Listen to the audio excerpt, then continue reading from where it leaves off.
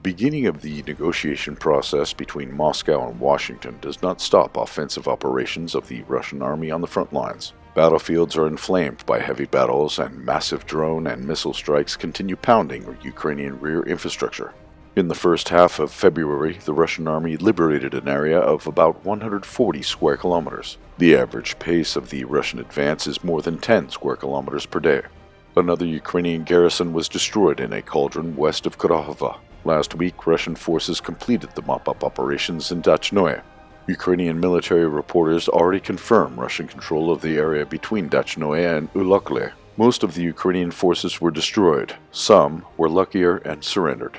The Ukrainian commanders again did not allow their soldiers to retreat from the cauldron and suffered heavy losses. The entire line of the Ukrainian defense on the southern Donbass front lines is crumbling. As a result of the recent breakthrough, Russian forces have gained foothold in Ulokle. Assault groups also attacked the southern outskirts of Constantinople, where battles are already ongoing in the central and southeastern parts. After a short tactical pause and regrouping, Russian troops resumed attacks from the recently captured Velikaya Novoselka. To the north, battles are already ongoing in Novochervate, to the west in Novoselka.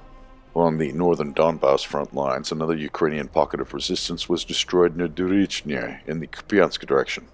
Ukrainian reserves are being ground down in the Kursk region. The Russian military does not launch large-scale attacks but continues its steady advance. Another victory is reported in Serdlikova on the northwestern flank.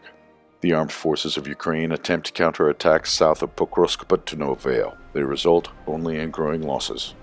In total, Ukrainian losses have long exceeded the number of acting troops. The deaths of at least 680,000 Ukrainian soldiers has been confirmed by independent monitoring sources, while the acting army has only less than 430,000 fighters left in service. On the night of February 17th, Russian forces launched another wave of massive strikes across Ukraine. Explosions thundered in Kiev. The ports in Odessa came under another devastating attack. A large thermal power plant in Mykolaiv was put out of order. More military targets were destroyed in eastern and other regions. Despite the ongoing strategic defeats, Zelensky keeps dreaming that Ukraine can still defeat Russia by military means on the battlefield, of course only with the help of the West. Zelensky does not seek a peaceful dialogue and is ready to wage war further, but only if the West pays for the bloodshed.